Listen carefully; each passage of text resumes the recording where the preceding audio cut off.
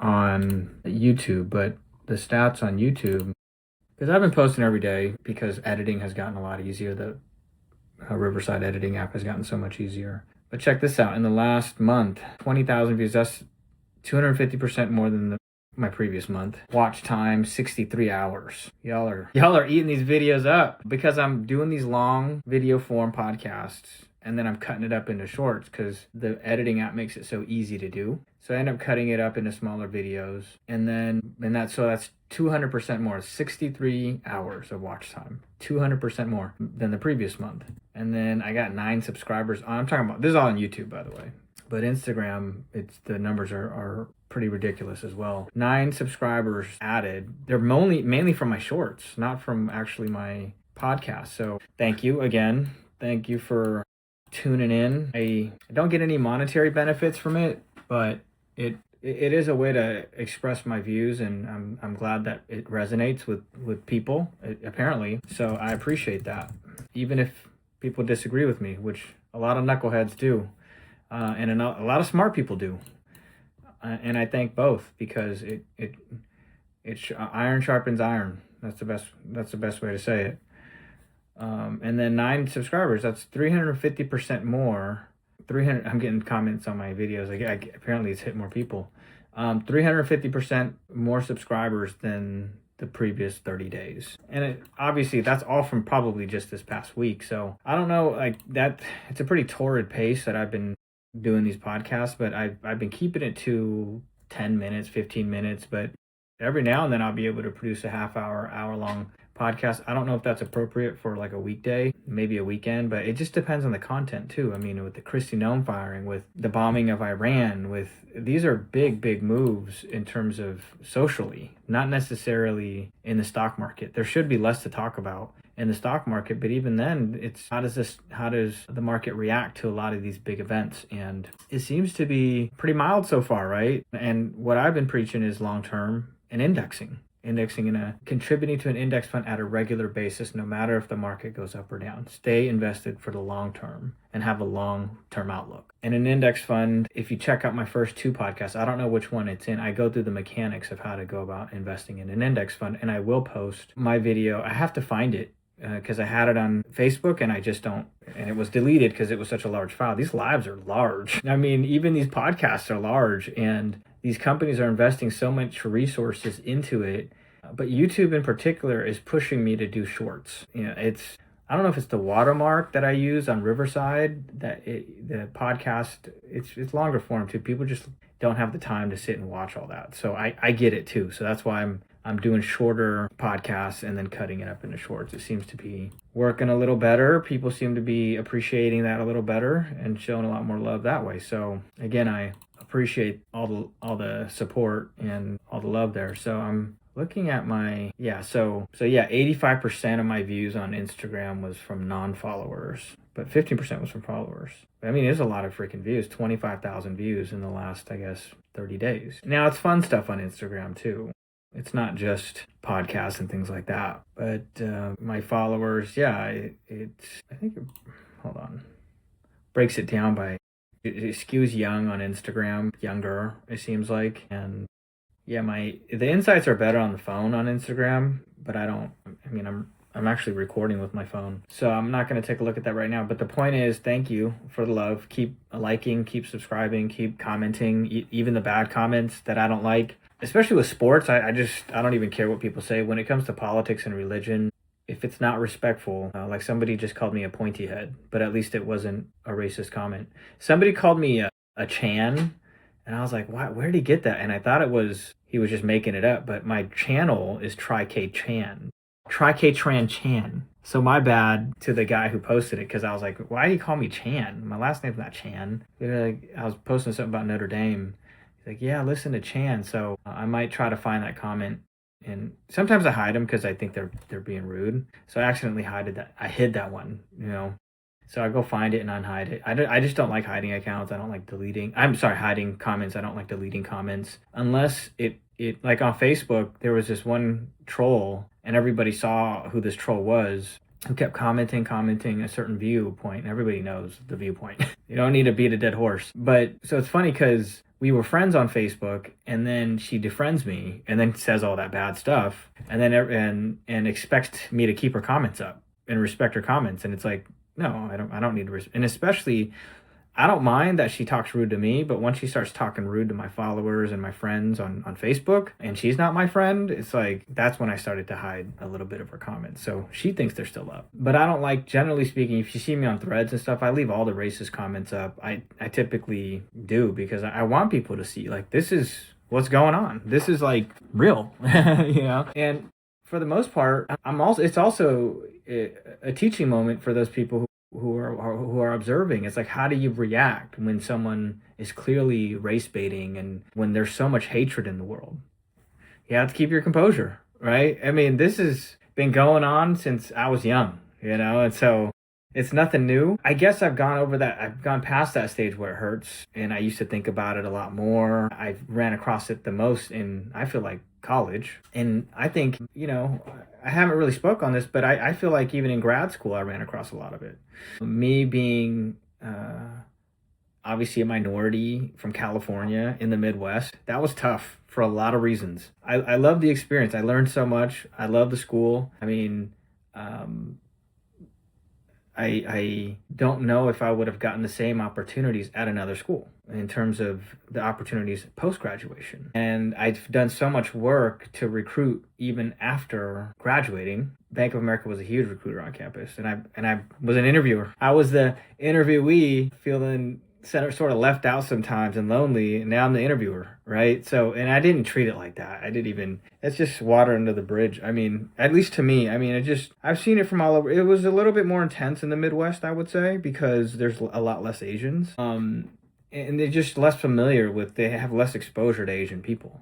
That's the best way to say it. And I find that people who have never met an Asian person or thinks that I do karate, I've had times where I'm out in South Bend and people walk up to me drunk and are like, hey, do you know karate? Pretty ignorant stuff, obviously.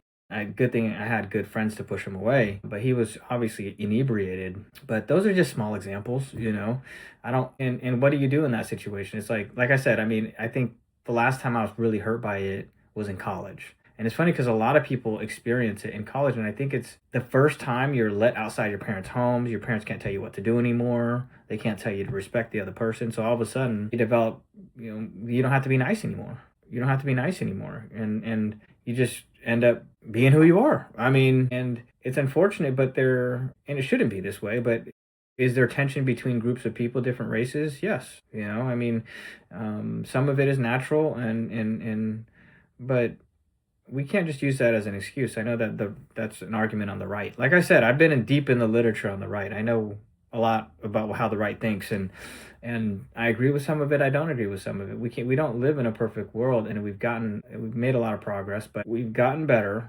There's no perfection, but I know there's an argument on the right that a little conflict is natural. Racism is natural, and it's kind of okay sometimes. That's obviously taken its own life now. And we've got people openly the president calling an entire race of people, Somalis, crooks. No matter and that's obviously not true. There's some of them that are politicians. There's some of them that are doctors. There's some of them that are doing good things in society. So when you say a racist comment like that, and of course the posting of the Obamas as animals, I won't even say what animal because it's so damn bad. Okay, so but I learned so much. And it's false to think that just because you're in California and there's a lot more Asians that you're safe. A lot of the referendums against Asian people and the laws against that ended up hurting the Asian population. Was a lot of that started in California and reached nationwide. I can't remember the ones off the top of my head, but I believe the Chinese Exclusion Act. Yeah, I have to look into it, but the point is a lot of laws that were not favorable to Asian people started right here in California. So it's false to believe that we're more protected. It's just I have found the people in California have been exposed to more diverse races and ideas, and so you get a more tolerant population that way. And that's why I would challenge people who have only lived in the Midwest or only have been in a certain group of people to challenge themselves and meet people outside of their own group. I think that's the best way to say it. And it's funny because I was always challenged to do that all throughout my youth. And I just thought that was what people do. And apparently it isn't. So glad I got that exposure. Glad I was raised here in California. It's the best state in the world. Don't get it twisted. And there are people who've never been to California. It's the people who have never been to California, who have no connection to California, that think California is just crime ridden. And I think it stems from jealousy. I really don't think jealousy is a good thing. And envy is not good. And you find a lot of people envious of Californians. Sometimes, though, especially like people in the Midwest and people in the South, Californians can come off as arrogant and this and that, or not necessarily, but maybe not down to earth or something like that. Or it's more just like you may have more progressive ideas. But that's the funny thing. It's just like there's conservative parts of Pennsylvania. There are conservative parts of California. Sacramento here, 40% voted for Donald Trump. So the largest amount of voters for Trump out of all the big cities in California, I believe, definitely in Northern California, but I think in all of California. And you go north of here, El Dorado Hills is solidly Republican. So Rockland, Folsom, maybe not Folsom, but probably Folsom. So there's a strong Republican leaning. This is at least for California, but that's what I'm trying to tell people from California. The Midwest is very different. It's very different. The Republicans in the Midwest are different. The Republicans in the South are different. I mean, I grew up with a lot of Republican-leaning, who are now Republican-leaning friends in high school and even in college. So, I would say mainly in high school. I will say that. But so I know them, and I know, and I've been trying to tell people it's different. It's not what you think. It's not what you think. So at least living there. Visiting is different. Visiting, they know you're a visitor. When you live there and you're competing in the same classes, you're competing in the same areas, you're competing for the same resources, then you will know how different it can be. And I know people in the Midwest might be shocked by someone from California saying that because they just don't realize potentially that how different it is. But, have they lived in California? Have they lived in a blue state? Chicago is supposed to be pretty liberal, but even Chicago is different. I love Chicago, though. It's a very big city. I enjoyed Chicago every time I was there. But, Notre Dame is in South Bend, so it's not Chicago. With all that said, I mean, learned so much at Notre Dame. Loved the football games. I mean, my first football game was an upperclassman dragging me out. I was studying because I knew I was behind, and I probably shouldn't have went to that game, to be quite honest. I ended up doing poorly in the class, and it just, here in the mod system, it just kind of steamrolls after that, and I know myself better than anybody else, and I don't regret going to the game because I never missed the game after that. And honestly, it was my favorite part of going to Notre Dame. I hate to say it and be so typical, but I'm not typical because I knew nothing of the football program beforehand. I knew nothing about Rudy, and I've said this in my lives. I knew nothing about Notre Dame, but there is a good, in addition, right, to Catholics and Convicts on Netflix. There's this Manti Te'o documentary, and I've said it on my lives, but they're so long. Like I said, I don't know if people are tuning in, and how easily he was catfished because of how lonely he was out in the Midwest and how different it was. And he's from Hawaii. So if you don't believe me, ask Manti. There's a whole Netflix thing on it. And I've seen posts online now too of people saying, hey, how'd I go from raves and doing, California things to playing cornhole and going to dive bars? I'm not hating on it. I know a lot of Journey songs now. Don't stop believing. And then I know all these lyrics to like these songs like played at football games. But the football games were so fun. I mean, even though there were awkward moments because I'm so used to being loud as a Kings fan. There was one time I was so loud, another fan told me to quiet down, more or less, a student. And I had other people who had my back, obviously. But I didn't want to start a fight over it. So I was like, you know what? I'm going to go down a few steps. And, just different. Every fan base is different. But like I said, I mean, there's a learning curve out there. It's a very different culture. And I'm glad I got to experience it. After that, and I'm not saying everybody's like this, but after that, I did believe that Donald Trump could win. And I kept telling my California friends that at the time. And a lot of them, I told a lot of people, and a lot of them didn't believe me. But different parts of the country are very different. And I'm thankful. And I feel fortunate that I grew up in California here and learned here. But I'm also thankful for the experience I had in the Midwest because it was so different. It was so different. I learned so much, and that's exactly why I did it to make myself really uncomfortable. But now I can call Chicago like my second home. I'm part of the Notre Dame family now. But I've redefined it to how I feel it makes sense for me. So Notre Dame's principles are God, country, Notre Dame. And I was like, where's family fit in that? But then I realized Notre Dame is family. So it's a beautiful thing. And I grew up, I've said this before in my lives too. I grew up Buddhist. So think about it. I'm a Buddhist, Asian Californian in the Midwest at Notre Dame. How'd I do that to myself, right? But so as you can imagine, the challenges were very great. The learning curve was so steep. I think I went out, I had inadequate clothes. I was in tennis shoes. I never got boots. I still don't have boots. But I was in my tennis shoes and it was so cold and I could feel the cold. The cold in the Midwest, it cuts right through your clothes. You could feel it in your bones. That's the best way to say it. And I felt like no clothes were ever adequate. But I finally started investing in like big jackets, which I never wear here. And I was like, why am I buying all this stuff? It's only 2 years. But no, I had to lock down and get some, like, especially like those big long trench coats, jackets to put over your suit that like the Matrix wears. I had to get one of those because it gets that cold. But anyhow, I'm going on and on with Notre Dame, and it's just I feel like I have a lot of viewpoints now and a lot of respect actually for different viewpoints. A lot more respect for different viewpoints, and a lot more respect and because like I said, now I consider Chicago my second home. I went back to Notre Dame so many times to recruit on behalf of Make Up America. Honored to do it. And we got some good recruits over the years who interns, full-time hires, and I was just a part of a team. Obviously, I was never the sole decider, and I hope the people who may have not have gotten an offer didn't think that it was me specifically. It was a team. It really was always a team, and it was never just me by design. I think every world-class organization should do that.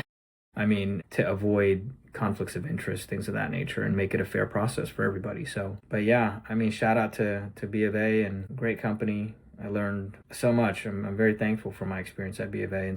And I wouldn't have had that opportunity had I not gone to Notre Dame. So, because it's a very deep relationship there. So, at the end of the day, learned a lot. Got the connections that I couldn't have gotten anywhere else. And education really pushed me. And I could see it. I looked at Notre Dame's recruiting stats and I was like, and I looked at other schools too, and their placement was due to them just placing a bunch of full-time students at their own like school, which I was like, that's not convincing for me. And I had nothing against people who end up working at the school, but for me, I wanted to look at it and then the before and after too.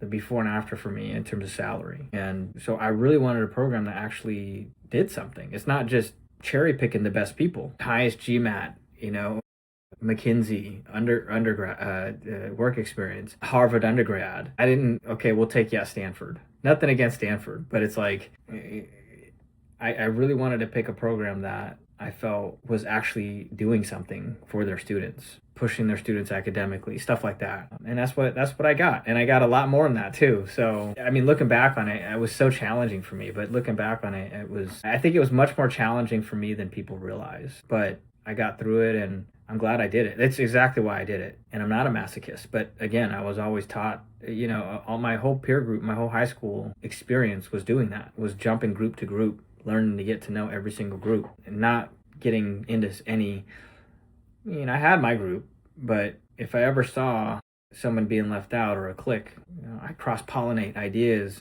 I cross-pollinate relationships, and I try to break down some of the barriers that I sometimes saw. And some people may not like that, but that's how the people I looked up to in terms of my peers that I admired, that's what they did, and that's what they told me to do, or encouraged me to do, and that's what I did. So I think I got a lot more out of my high school experience for that. And I continue to take that mentality everywhere I went. And honestly, that's how I've grown. That's how I've grown too. Continue to challenge myself and put myself in situations where you don't have to feel like completely uncomfortable.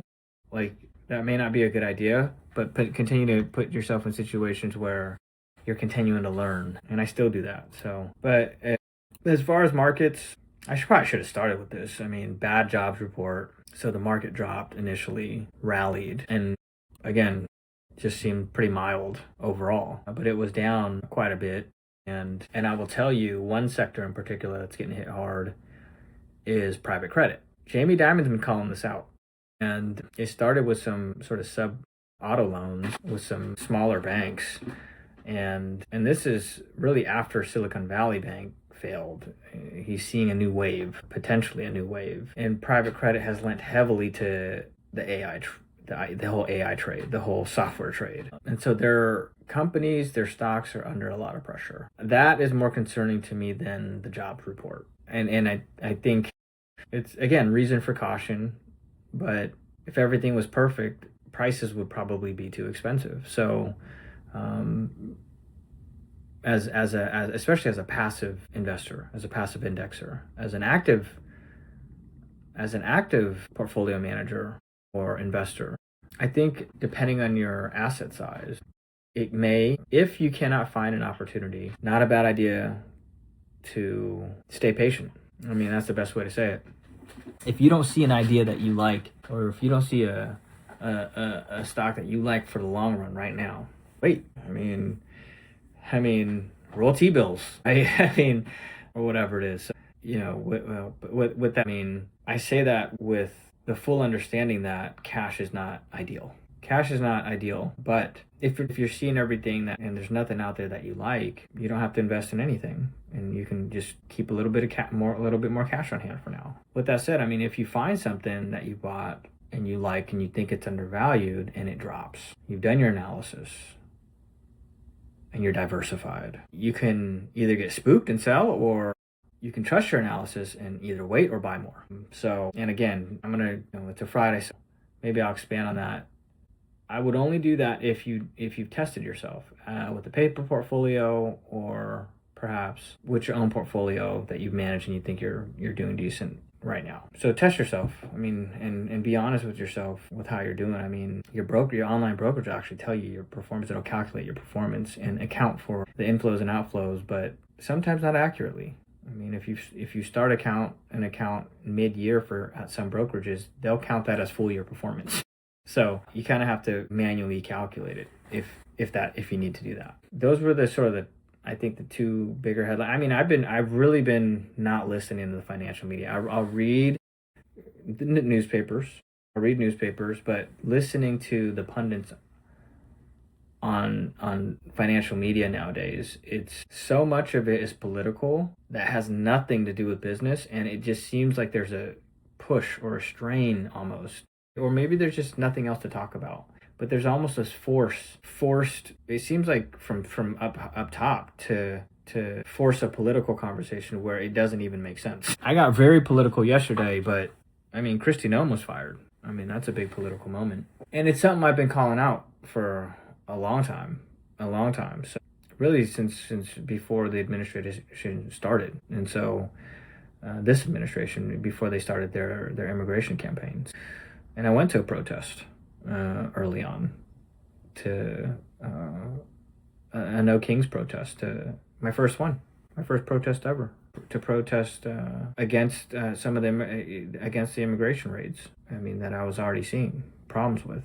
So yeah, I mean, it's just hard for me to believe that people didn't see that, because it seemed pretty clear to me that this is not. Anyhow, it's one of those things where you don't want to be right sometimes. I don't want to be right in this, but I saw it was so wrong that I had to speak up, continue to speak up.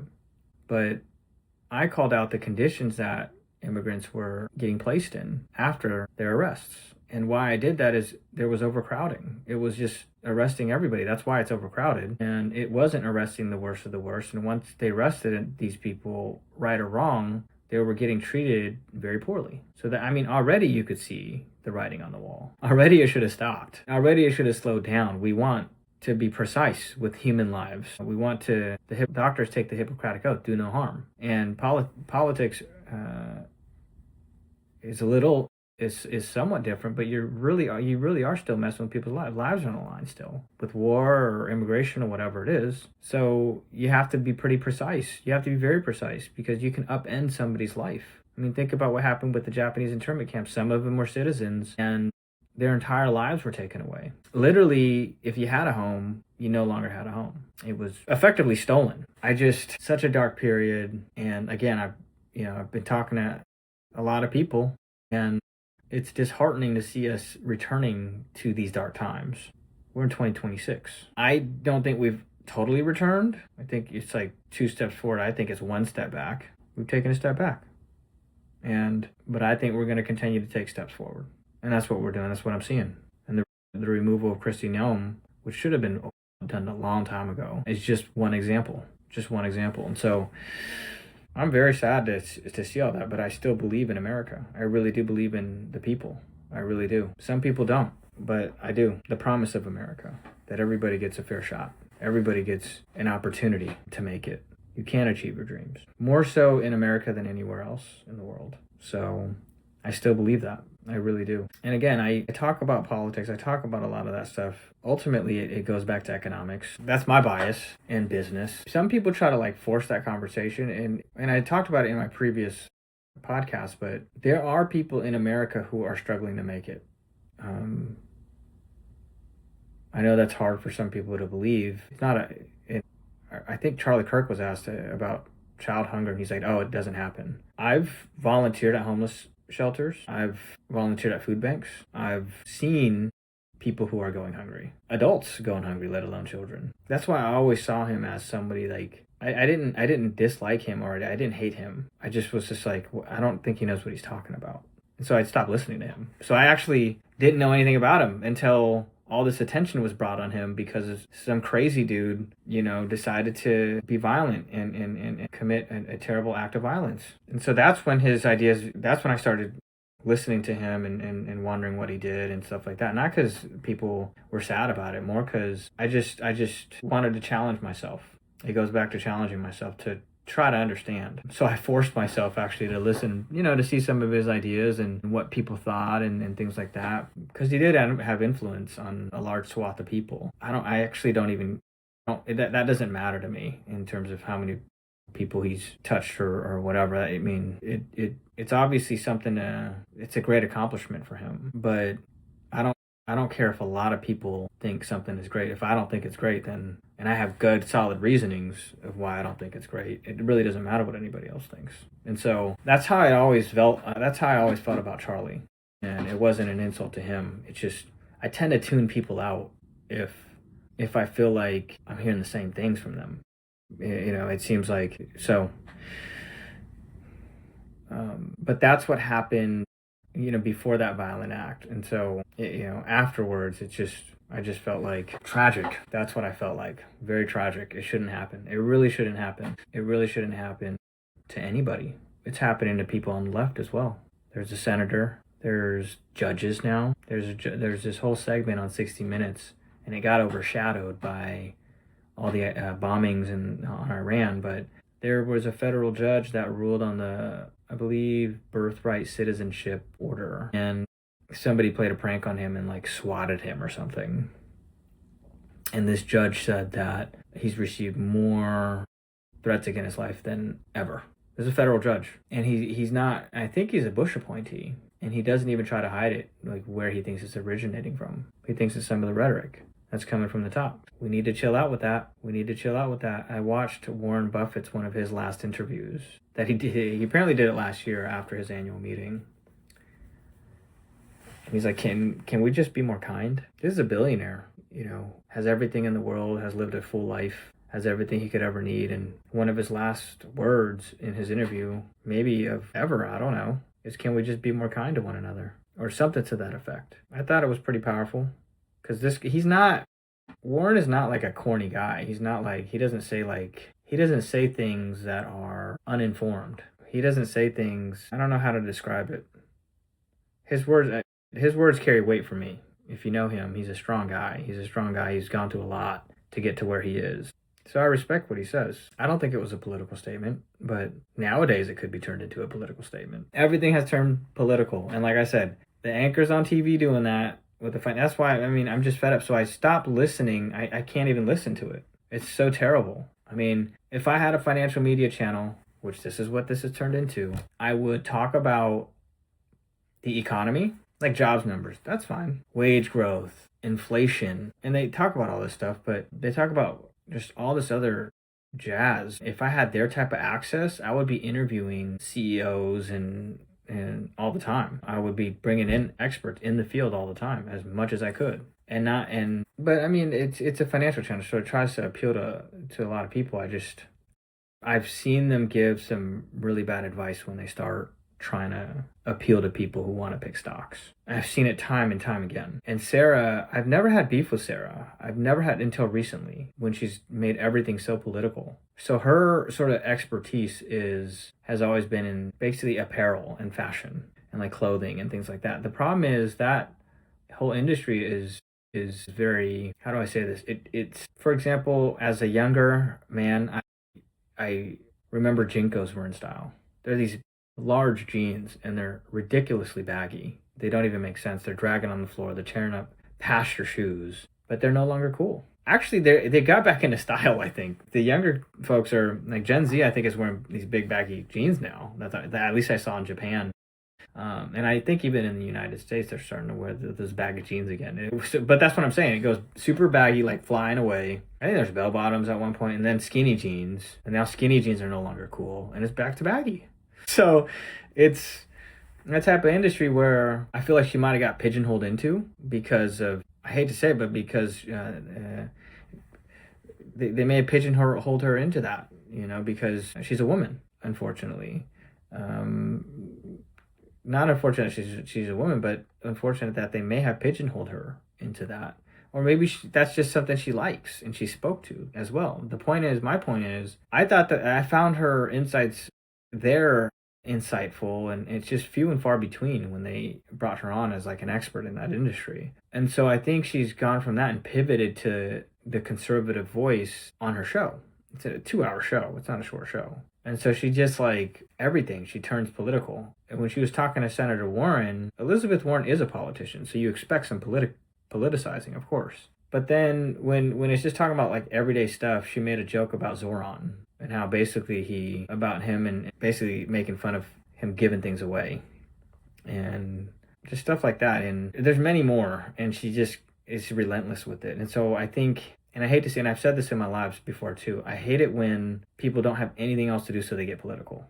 They're not good at anything else. And I think that's what J.D. Vance is. He wasn't a good entrepreneur. He found his calling to be politics because he wasn't good at anything else. And there's plenty of people that do that. And so I feel like Sarah Eisen has gone from, I'm going to try to do this, I'm going to try to do this, I'm going to try to comment on business, to basically okay, I'll find my niche in being a conservative, politicizing person on CNBC.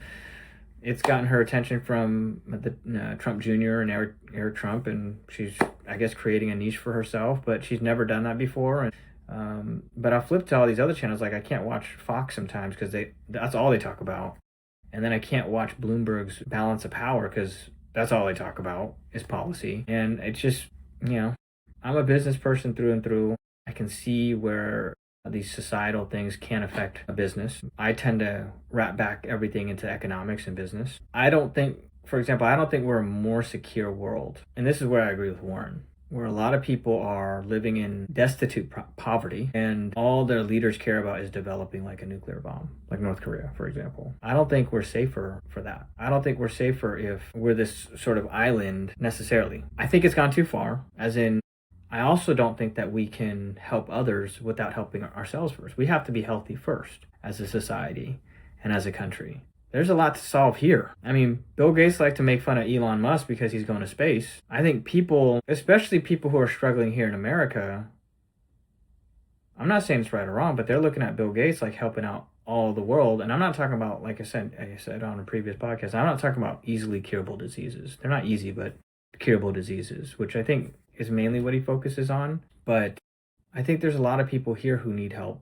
as well. But I hate to say it, but even the people who are struggling here are probably living better than some of the people in other parts of the world. I know that. It probably, as a fact. I love the mission. I get it. But all I'm saying is I can see from someone's perspective who's really, really struggling in America here, right here, who's saying, well, why can't you just help us? We live paycheck to paycheck, if even that. There's a lot of issues right here in America. So that's why I would point to these globalists and these philanthropists and say, hey, maybe the philanthropy has gotten so messed up.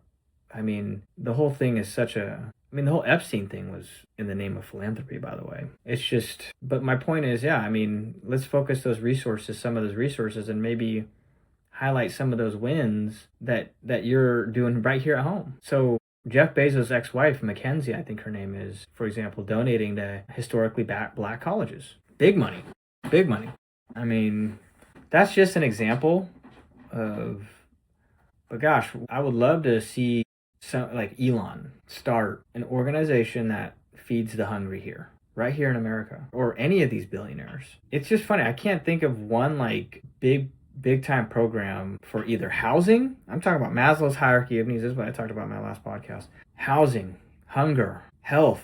I can't think of one organization. I'm trying to think of the organizations, and maybe they're doing it quietly, but I want some more to be loud about it. And like, it was either Andrew Carnegie or John D. Rockefeller who literally created the whole public library system that so many people have benefited from. That's just an example. But I'm trying to think, like, I know the organizations that feed that, like Meals on Wheels and things like that, but who's behind some of these organizations? And I think, Susie Buffett has a nice Glide organization out in San Francisco, for example, that helps, I think, women. That's a great example, okay? But the Buffetts are very generous. At least he's done so in his later life here. And I'm hoping some of these billionaires do. But I'm trying to, that's the problem, right? I want everybody to do this exercise. Think about the billionaires out there and their programs. Like, the Waltons have been rich for so long. They're going to continue to pass down their money. I get it. It's their money. But what are they doing to help people? I have yet to know. These are the things we should be calling out. Some people have signed this giving pledge. I think that should be more developed. I mean, what would you want to give to? I mean, what's your philosophy? I think a lot of people want to know that. It's like, it's just interesting. It would be interesting for people to know. It's like, okay, you have all this money, you're giving it back to society, but where are you giving it? What are you into? I want to see more philanthropists, just like we're trying to bring manufacturing back home, just like I want to see more philanthropists thinking about some of the stuff that government is trying to deal with now, cost of living, inflation, but that goes back to like food security and insecurity. And to say that nobody's suffering from food insecurity is very ignorant. It's very ignorant, and it's simply untrue. There are people who skip meals. There are people who have to line up at the food banks. I spent time at food banks for a while, like giving out food every week, and there's a lot of organizations who give to the food bank. So thank you to those organizations that do that, but it's more like, hey, this is about to go bad, we'll just give it to the food bank. So that's great. I mean, we need more organizations that do that, obviously, and that partner. I volunteered for the Yolo County Food Bank, for example. So they probably partner with a lot of the local grocery stores around there. But like I said, I mean, that would be great to know, like, and I volunteered at these homeless shelters and like churches. A lot of churches feed the hungry, but on certain days. Like I remember in high school, I always volunteered at St. Philomene's and at Davis. I mean, I stopped. I've been the most inactive now. I think I haven't gotten back into it. I've started a business and COVID hit, and I've been traveling all over too after Notre Dame for the management program I was in at B of A. So, but I want to get back into it. I want to get back into volunteering. But that's how you know. Like, there's people who really are struggling. I mean, you don't have to look far. I mean, homelessness is a big problem here in California. You know, it's funny though. I always said if I was a homeless person, I would want to live in somewhere where it's always sunny. And that's, California has the best weather and out of anywhere in the country. I couldn't imagine being homeless in the Midwest, which there are homeless people in the Midwest. I mean, I obviously volunteered at a homeless shelter in the Midwest as well at Notre Dame. So, man, when it gets cold, you can't survive in those conditions. So I'm not saying, homeless people travel to California. There really is a problem with housing costs and people getting kicked out of their homes and then end up on the streets because of it. There's absolutely that.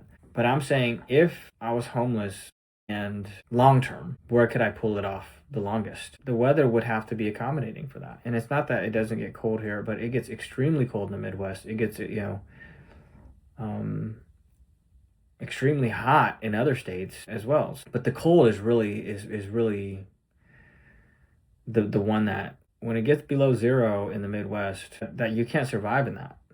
So not saying homelessness is okay or anything, or I condone it in California, but if I was a homeless person, I'm saying weather-wise, where could I be homeless and survive the longest? And I think that's part of the reason. I don't know, but I feel like that may be part of the reason, including housing costs, things of that nature, that homeless people are homeless for so long in California. And if I was near California, I prefer to be in California if I was homeless, for example. So those are some of my views. I know maybe controversial, but I don't think it's that controversial because I've been all over the United States and I've worked at homeless shelters. I've talked to them. And yeah, so I've worked with them, I've helped them, I know them. So at Davis, I've had actually a long history of working with and knowing homeless people. So that's why I feel like I can speak on it like that. And I'm surprised nobody's thought of that. But that's neither here nor there. But it is here. I mean, at the end of the day, the point is there's still problems here in the U.S. There's still problems right here in America. I think that the more we can help people find those basic securities and secure the basic necessities, I think the better off we are as a society. And just as we don't want the world to be extremely desolate all around us, especially a nuclear world, and we're hoarding everything, I think it's the same dynamic. If wealth is so concentrated in such few people, and there's hundreds of millions out there, still out there and not doing as well, and in fact some are struggling extremely hard, I think it's a recipe for a lot of discontent in society, in American society, and it can create a lot of unrest and things like that. If people are struggling to even house themselves, feed themselves, clean themselves, and have any type of respectable living, and there's other people who are flying a private jet to get a latte. Yeah, I mean, I think that's what I fight for. I mean, ultimately, I don't think that's right. So I think everything's kind of sort of probably framed around that. I don't want to take from somebody who worked hard for their stuff, obviously, but because I'm still a capitalist, I still believe in, hey, if you earned it and you work for it, you deserve it. You deserve the rewards and the fruits of your labor. You should. So, I mean, I'm totally against communism of any sort. I mean, that's why we sacrifice so much as a family to come to America, so, but I do see the extreme inequalities right now, and I think we could do more, about it. That's all. I mean, I think we could do more about it, and I think we should do more about it. You can't just take from the rich and all their work and then just give to the poor, obviously. But for example, a more fair tax system, but that's been impossible to implement. I don't know if it will ever happen. So I mean, this administration looked at it for a while at the big beautiful bill, but dropped it. There's so much strong interest lobbying against it. But yeah, I mean, capitalist to the core, though. Capitalist to the core. I mean, me personally, I grew up in very humble circumstances, so I know what it is to not be, super wealthy and perhaps even struggling growing up. So we had very little when we started here in America. So, and I still remember that. I still remember how difficult it was. And so there's still people who are in that position because we were in that position somewhat not too long ago. So to say that it doesn't exist at all, I think is just an insult to reality. It's that's not the case. I mean, especially when if you first immigrated over here, it's really tough. It's really tough. Luckily, we had a very supportive community here in Sacramento. There was a lot of people who tried to chip in and help. I had a lot of great friends. So California's done great for me and our family. Yeah, I think that's it's created so many great companies and entrepreneurs. I mean, think about it. You can't deny California's formula and its success. Business taxes are due soon. For those who don't know, make sure to extend if you haven't. So it's a very busy time for me. So I don't know if I'm gonna keep being able to do this, but gosh, I feel like I'm so thankful, obviously, for the love that I'm getting. I want to keep delivering. I don't know how. I think it started like at 10 minutes, and it seems like the longer well, not the long form, but it seems like it seems like folks appreciate my content, and I'm appreciative of that, and yeah, so I see the love and I appreciate it. So, but I'm gonna try to help where I can and provide insights where I can. Like I said, I'm having fun, and it's just I have to take care of my responsibilities first. My day job, I do this after my day is done, so a lot of times you see my eyes are red. I think someone commented that someone beat you up. No, I'm tired. I worked a full day. I work trading hour. I mean, trading, the market opens at 6:30. And I do try to work by that time. But yeah, I'm hopefully I can continue to provide helpful insights and kind of speak my mind. In the meantime, I saw this like influencer raver, Wilson Chang. He was talking about why I didn't listen to the whole thing, but he's talking about why he does what he does, I think, as a rave influencer. And part of it was he enjoyed the people he met, things of that. I mean, he's out at raves. It's a little different from what I'm doing. But the other thing is he wanted to create something to look back on too. Part of it was like a journal, like a digital journal. And so I was selfishly trying to do that, I think, with my lives, but I also want to involve people. I don't want to just be in my own world and not speaking for like hours at a time and providing very little content. So I want to bring something to the party. So, all right, y'all. Thanks for tuning in. Please like, subscribe, comment, follow, depending on the platform. I don't know what platform you're seeing this on, but appreciate the love and hopefully you're enjoying this. Thanks.